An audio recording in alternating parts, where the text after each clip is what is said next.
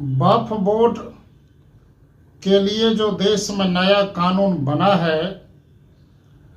तो एक बात ध्यान से सुन लेना चाहिए। देश में जितना भी धार्मिक ट्रस्ट है उसकी जांच जिला के अधिकारी डीएम कर सकते हैं और हर एक सरकार कर सकती है कि आखिर इस जमीन का उपयोग सही तरीके से हो रहा है कि नहीं हो रहा है। ठीक उसी प्रकार से जो वक्फ बोर्ड कमेटी की जो मनमानी थी कि उसकी जो संपत्ति है बिना सरकार के आदेश का कुछ भी करने को हमेशा मनमानी रहती थी, अब उसकी मनमानी बंद हो गई है, जिसके चलते पूरे देश में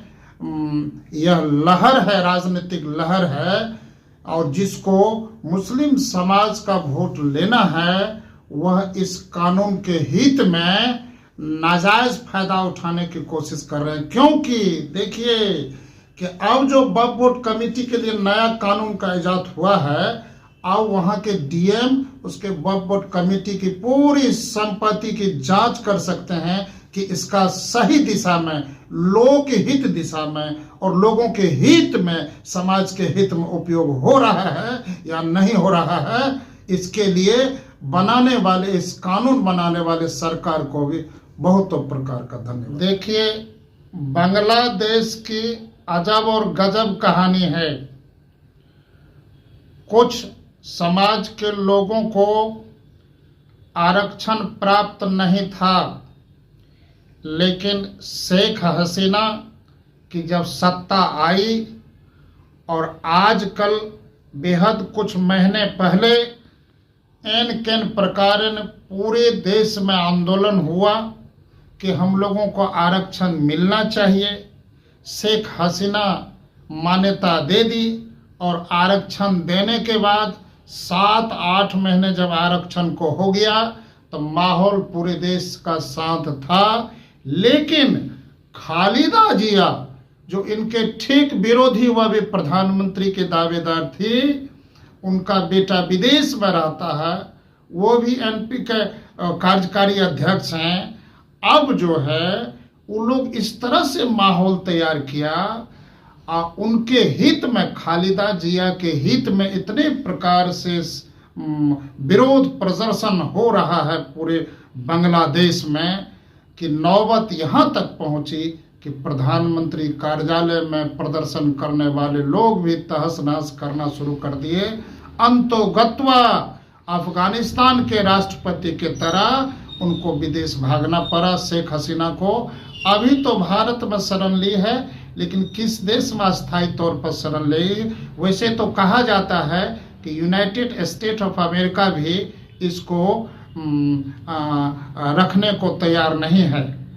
लेकिन वीजा देने पर भी मनाही कर दिए हैं, वीजा का आदेश नहीं दिए हैं अभी तक। अब ये लंदन जाएगी, कहाँ जाएगी ये तो अलग बात है, लेकिन शेख हसीना के नेतृत्व में जो बांग्लादेश में शासन चल रहा था उसमें मंदिरों की सुरक्षा हो रही थी। हिंदू जो उस देश में अल्पसंख्यक है, हिंदुओं के आबादियों की सुरक्षा और हर एक तरह की सुविधाएं प्रदान हो रही थी। लेकिन शेख हसीना के आपातकालीन स्थिति में देश छोड़ देने के कारण वहाँ के हिंदुओं पर जो खतरा बढ़ गया है, वहाँ के अल्पसंख्यक समाज के ऊपर जो खतरा बढ़ गया है और वहाँ जो समस्या मंडरा रहा है, किसी का घर जलाया जा रहा है, किसी मंदिर पर आग लगाया जा रहा है, किसी के मंदिर का तोड़फोड़ किया जा रहा है, किसी समाज के धार्मिक स्थलों पर तोड़फोड़ करना, और खास करके बाहुल्य समाज के लोग हैं, अल्पसंख्यक समाज पर बड़ी आबादी वाले इतने प्रकार से गलत तरीके से हमला कर रहे हैं कि अब आने वाले समय में जो कुछ भी होगा यह बांग्लादेश के लिए अशुभ का संदेश है। इसीलिए हम यह अपील करना चाहते हैं देश के प्रधानमंत्री आदरणीय मोदी जी से भी कि आइए और आने वाले समय में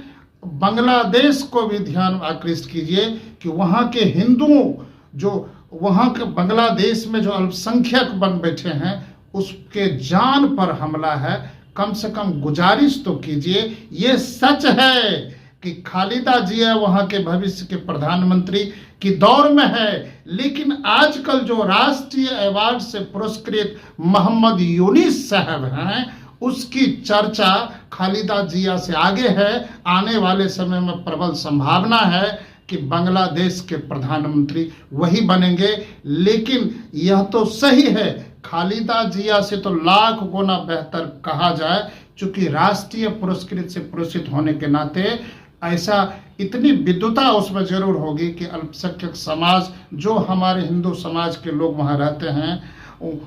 सब समाज के लोगों को ठीक ढंग से देखभाल कर सकेंगे या बहुतों प्रकार के समस्या का समाधान कर सके और बांग्लादेश के मार्ग को और विकास के मार्ग को प्रशस्त करने में अहम भूमिका निभा सकेंगे। लेकिन भारत की नज़र बांग्लादेश के हिंदुओं पर होने वाले जुल्म पर अवश्य रहनी चाहिए, अवश्य रहनी चाहिए।